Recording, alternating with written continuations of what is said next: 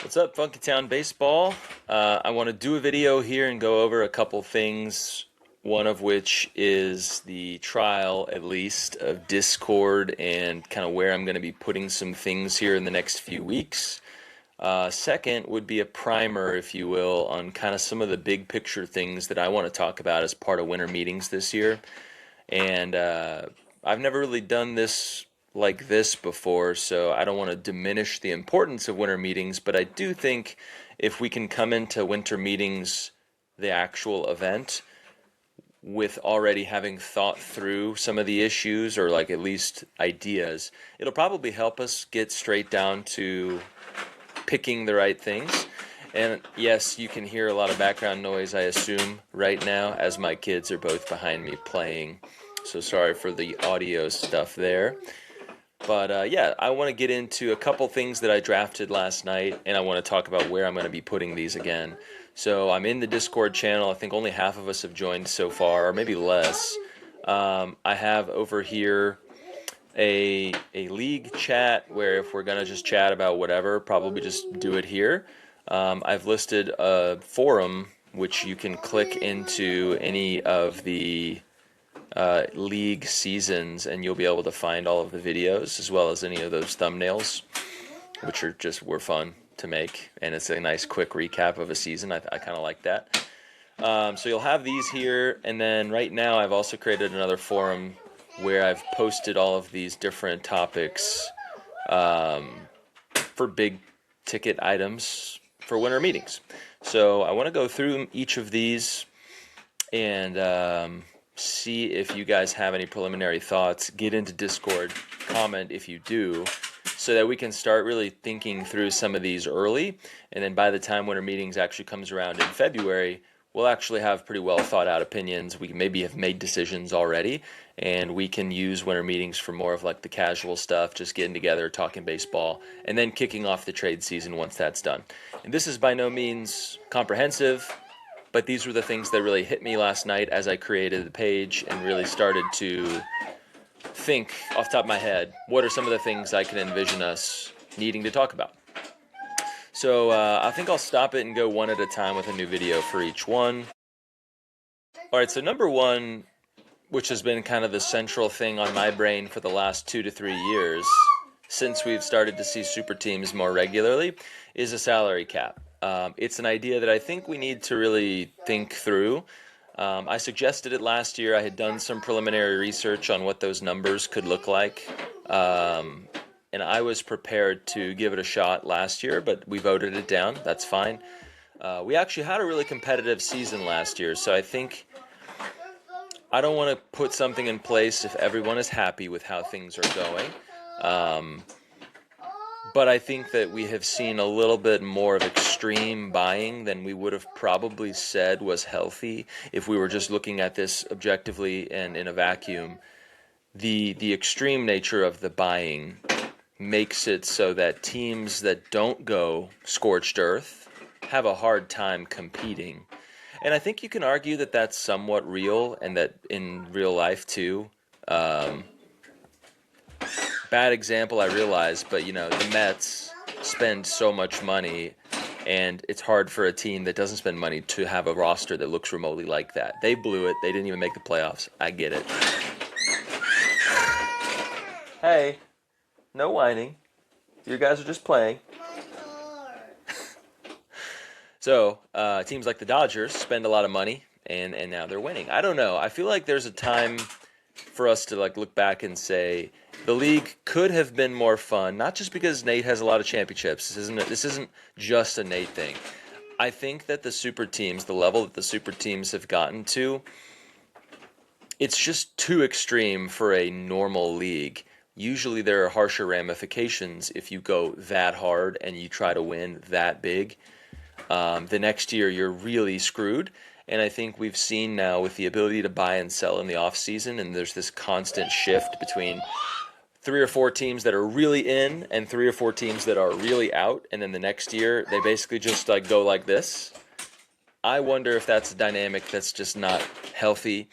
I would rather us be more of mild equilibrium shifting and have a little bit more of a general feel that any team could make a run.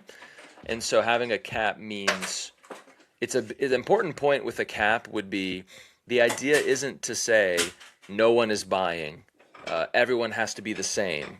Like the idea of a super team is that a team has gone like way beyond just a buyer and they've become like a super buyer. And I think we could create a number where buying is still very much going to be needed. You just curtail that last 20% that only one or two teams get to, and you say no more. Like you've reached the threshold, you're good as hell, or you've acquired really bad salary, which is a bad skill, so a GM should know better, right? Kind of thing.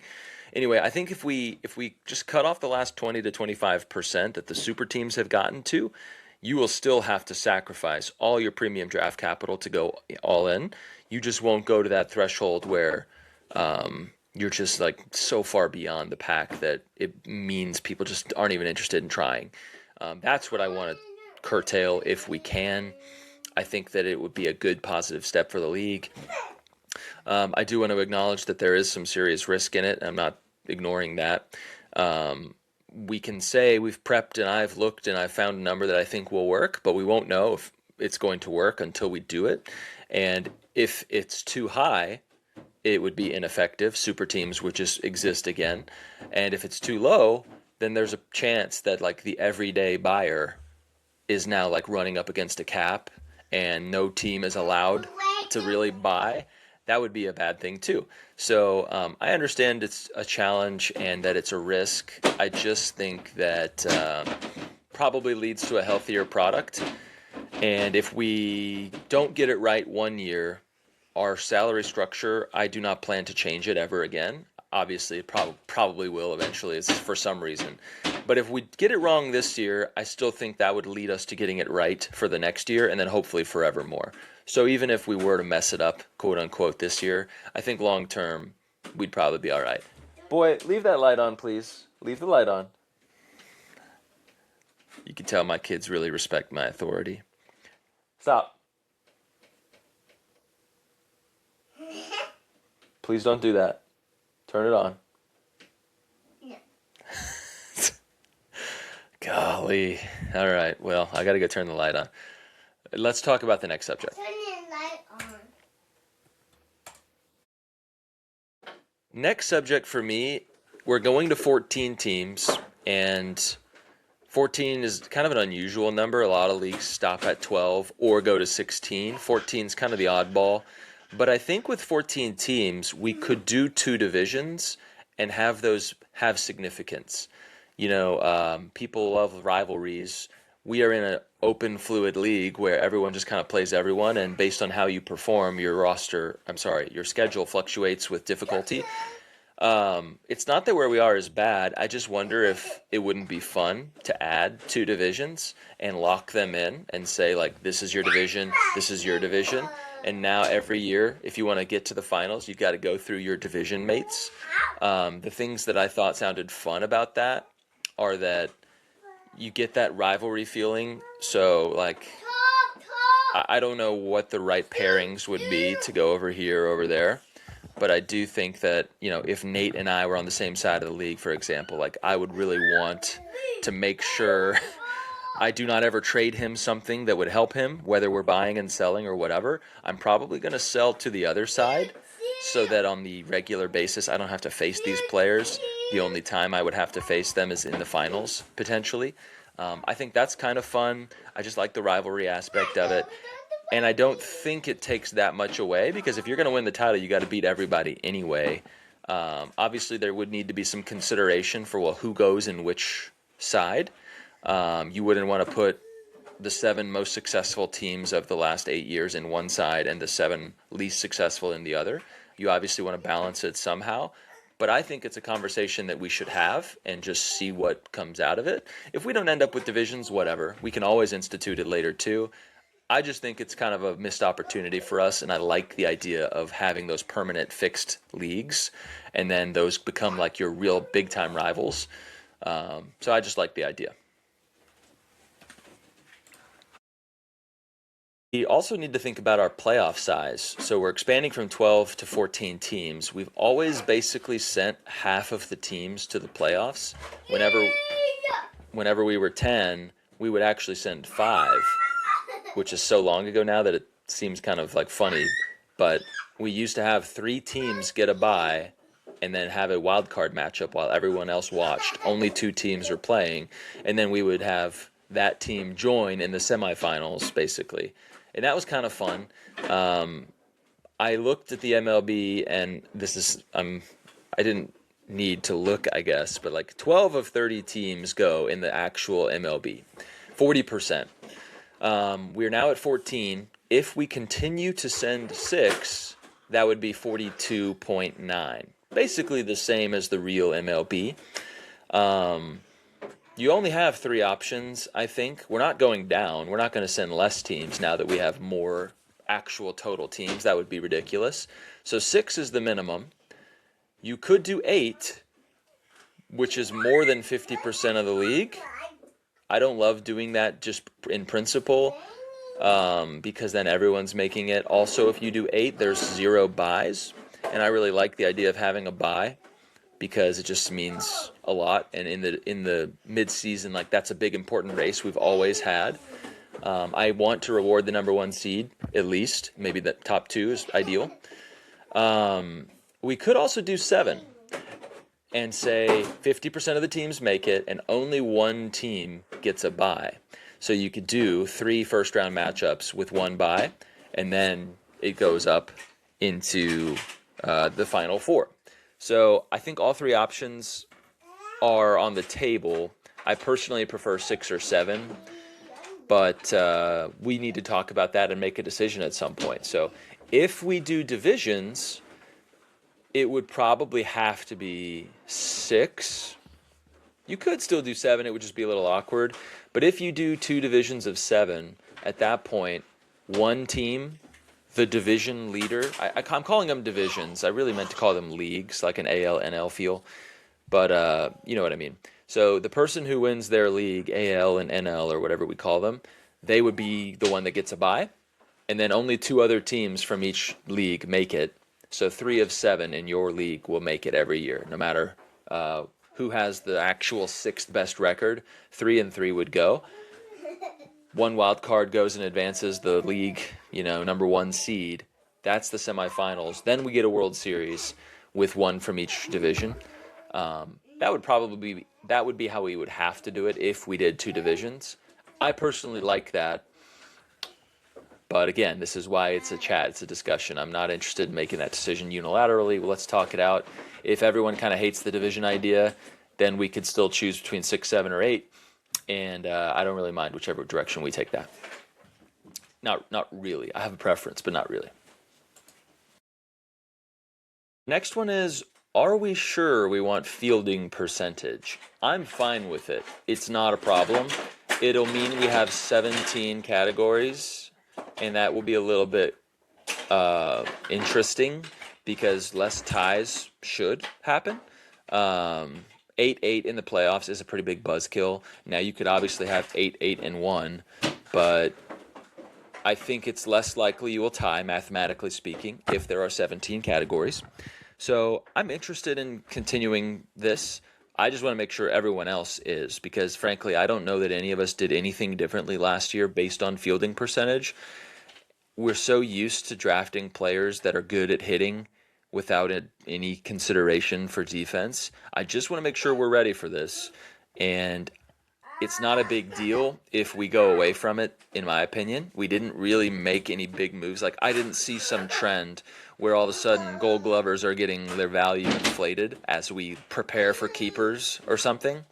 So I don't think there's a big moral issue with canceling this if we decide we were maybe just like saying stuff just to say stuff. But if we want to do it, we can do it. It'll be an interesting wrinkle. And I do feel like it does give just the smallest little bit of credence to this contact profile offense, which I have always wanted to see somebody try, and no one has had the balls to do it, or no one's thought about it. But there's a scenario where a team, because we're gonna make the classic inference that power bats are not good at defense. Usually those two things are not both true. Obviously there are exceptions, but those are all-stars usually. You can't have a team full of all-stars.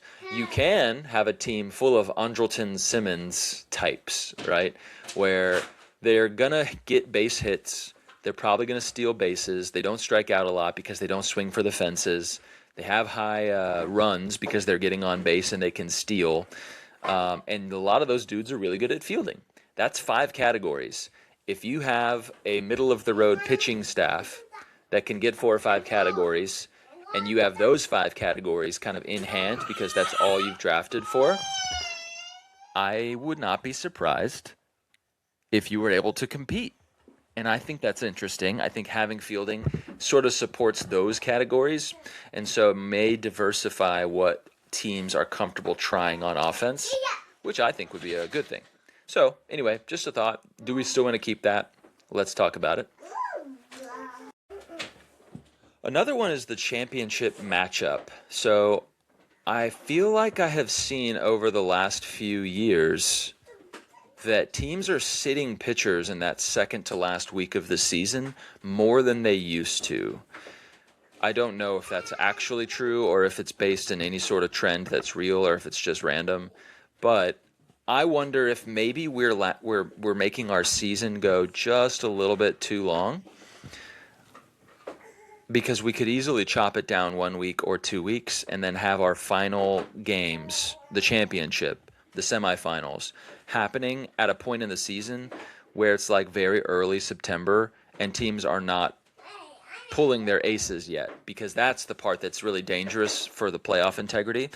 If a team decides I'm not going to throw my ace for 2 weeks before the playoffs, or like just a couple innings or something just to keep their arm warm, like this does happen where people position their pitching for the playoff rotation. That's normal. I don't know if it's a problem. It may not be. I'm probably just overthinking it, but I want to bring things before you and have you guys kind of tell me what you think. That's kind of the point. I did have a note that if we did switch to a 2-division setup where we did an AL-NL kind of thing, it would be pretty clean if we did 12 games in league. So you are one of 7. You have 6 other opponents in your league. You play each of them twice. That's 12 games. And then you play all 7 of the other interleague teams. That would be 12 plus 7. That would be 19. We currently play 21. So I think you could make that switch pretty easily, have it be a nice even round schedule, and then our playoff timing is totally free and clear of any sort of playoff implications. Just an idea. Not a big deal at all on this one. Might be the least big deal of any of them. But I did think that was something we could at least bring up and chat about. The draft order. This last year with Ohtani coming off the books, it was especially important that we prevent massive tanking, because I feared that it would mess with the playoff implications too much if we had a lot of teams that were all desperately trying to lose. I figured we'd see someone go cross the line and miss innings on purpose, or at least I feared that. I just thought it was going to lead to some problems. I was happy we came up with this idea where the draft order last year was set by best team that missed the playoffs, descending. I think it led to a fun product, though it did create a sticky situation at the end where we were in this weird, like maybe 2 or 3 teams want to lose on the last week, but don't lose by too much. And I think it ended up fine. I know that Jeremiah, at least last time I had spoken with Jeremiah, said he thinks it was really a dumb premise and that bad teams need help, and that is kind of counter to the classic ideology here. I hear that, but we did it on purpose for a reason. I think the reason was successful. I personally don't think what needs to change, other than my main idea got shot down last year. What I'm about to suggest got shot down last year. I think we should do it like this. I think we should say, at the trade deadline, what is your record? Sort the records from worst to best. That is the draft order. You just have to then plug in, okay, so if the 7th place team ends up making the playoffs, cool. Whoever was in 6th now shifts down. And that is the order that we use. If you are the last place team at the trade deadline, you are obviously not a real contender who then just takes the next month and tanks, and gets to the bottom. That's the one I really want to protect against. I don't want a team that's actually pretty good that decides, you know what, I'm going to finish fifth. I don't think I'm going to win it all. Let me just intentionally tank, go to the bottom, and take the pick away from just a legitimately bad team that isn't tanking. I understand that tanking's sort of your prerogative too. Like, we've never really levied a big penalty for it because I've never seen anyone like intentionally miss their innings. But I do feel like, generally speaking, we should give the best pick to the worst team. I think that if we take the order at the trade deadline, that gives us the legitimate order of who are the best teams and who are the worst teams. Any of those 50-50 teams that are like kind of hanging around to see what happens and then decide to tank that last month, August, then to September, those aren't the teams we're trying to give the good picks to. It's the teams that legitimately suck. Obviously, that means you may tank in July, but I mean, bro, if you're tanking in July, like, your team is bad. I think that's quite likely. Or else why would you be tanking so early in a season? So anyways, that's my idea. We shot it down last year. I think it's worth revisiting. If we do say no, again, to my idea, we just need to pick. Are we comfortable with how it was last year? Do we want to go back to straight inverse final season standings and just accept that tanking is part of the game? This last idea is for sure the most crazy one, and it doesn't really impact us on a day-to-day basis, at least not in my head. So I have been a part of this basketball league for many years now, where there are like 16 or 14 conferences. That's what they call them. Each of these conferences are their own league, but they all exist inside a community where all these people understand that other league, it's still a part of the big ecosystem that I'm in. And so they have rankings from 1 to 224. Every week the rankings change based on a formula, based on the performance of the teams. And it's just neat. So there's like a universe where all these teams are contained. Each league has its own separate player pool. So in the basketball context, that we're playing with points, not categories. So you can say, I have 50 points. My opponent in another whole league has 52 points. They beat me. You don't need to be in the same league to compare 52 to 50. It can be done in a spreadsheet or, basically off the actual league page. And then you can put the results in a spreadsheet of some kind. You can update all the standings. That's how that operates. For us, it wouldn't be that way. It wouldn't be quite so simple. But I think it would be fun, and I am willing to do this work, I believe, to trial kind of like a shadow league. Nothing would change with our league. We still drive all the rules. Our trophy is the same. There's no prize pool sharing. There's no matchups against the other league, at least not like until we do like a potential showdown for like the real World Series or something. But I think it would be fun, and I'm willing to do it, to recruit some people to play, not local, just like random people basically that I know from the fantasy community, and make them play in a league with our settings exactly as we do. And I think it would be really fun to watch like what happens. We'd basically just be looking at them through the glass. Our league would be unchanged. I could see a scenario where if we do this, that we get them in the Discord with us and we basically double our league size in terms of like our chat and our video audience. And I could see a scenario where eventually, if this was successful, we get to a 4-league thing, and maybe by the end of our season, we still have our champion. That's what goes on our trophy. That's what we all are chasing. But hey, like if we have 4 different champions from 4 different leagues with the same setup, let's manually set up those champions in a pool and put them against each other, and let's have like one true champion. I could do rankings in terms of like all the leagues based on VTL numbers. Your VTL numbers could be compared across all 4 leagues that give you a better feel for how you really stack up. We could do local VTLs too, like always, but I think it sounds like a fun idea, and none of you would have to do anything extra for it. I'm going to probably just do it, is my thought, even if it's not integrated at all, and just see what it looks like, just for fun, if nothing else. I'm curious what a random group of people who are put in this environment will do, because we know what the hell we're doing, it feels like now, but we all made some kind of interesting decisions at the beginning. And I think it could be fun. I want to try to put a few local people in it too, if I can find them, and it'll be like our proving grounds. Maybe we pull our next person out of that league if we need someone.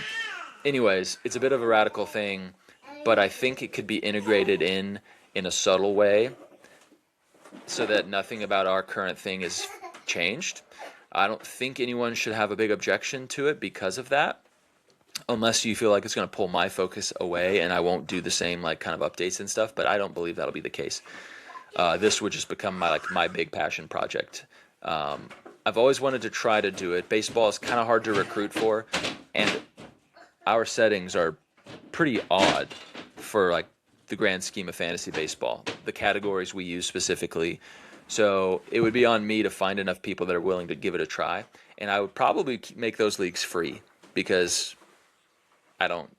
A lot of these people are like just not gonna pay $100, right? If we eventually got a serious thing going, and 5 years from now everyone wanted to pay 100, and we had some sort of like grand champion bonus, cool. But anyways, I hope no one minds if I try this. I want to do one extra league this year if I can find the people, and I think I can. What quality it is, I don't know, but who cares? It's just sort of a for fun thing. But I didn't want to like cheat on our league with another league without at least mentioning it. And I do think that it would be more fun if we looped everybody into the same Discord. I think that would just mean we have more baseball talk. I think that should be fun. So that's the idea. I want to make sure everyone's comfortable with it, or at least no one is like so fervently against it that for some reason like convinced me I shouldn't. But that's my idea. That's what I want to do. So that's just like a kind of the crazy one at the end here. We can talk about any number of other things. I will be adding more things to this list, but I want you to go into Discord, join the Discord if you can't. Maffey will figure it out. Because frankly, I'm really liking Discord already. And I know it's not everyone's favorite, but I'm really liking the ability to do these kinds of things like in a clear, easy to see way. But what was I saying? I want you to go in here. I want you to read through these. I've written out basically justification on all these ideas for all of these things that we just talked about. And tell me what you think. Let's start talking about some of the big issues now. And it'll be helpful for me as we go into the actual winter meetings to know what people are thinking. And then we'll just have our regular old winter meetings. We're going to have to schedule that. I'm going to put something out on the chat here in Discord so that we can vote and start, the idea of getting something on the books. And then there's also going to be an expansion this year, so don't forget that. I think the way we did it last year was that, or not last year, last time we expanded, if anyone has forgotten, we all make our keeper selections a week early. Usually we keep 1 week before the draft. This year we will be keeping 2 weeks before the draft. And then once we have declined to keep certain groups of players, the 2 expansion teams will come in with a $100 and they will draft Snake.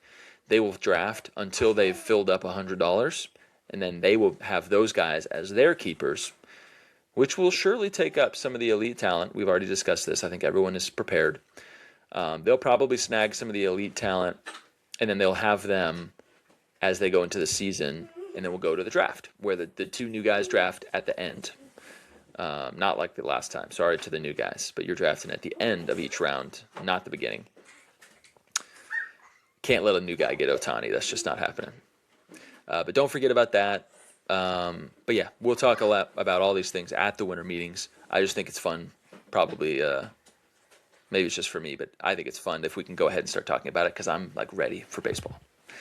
I will probably do another one of these videos once we have some actual feedback, or once I have enough other things that I kind of want to make sure everyone's in the loop and get your thoughts on those. But please get into Discord. If you have trouble getting into Discord, let me know. I'm going to try to figure something out for you, Maffey, but I think Discord is the way. But that's just my early leanings. We can still say screw Discord and go back to GroupMe, theoretically, but looking like someone's going to have to really convince me why that would be better. All right, that's all I got. Let's do more videos here soon. I want to get some people on. I do want to talk through this trade dashboard that I'm making, which has just been really fun to look back through some of these trades. I want to get some, maybe like year by year. Let's get the champ from 2018, JW, on. Let's talk about his 2018 team. What does he remember?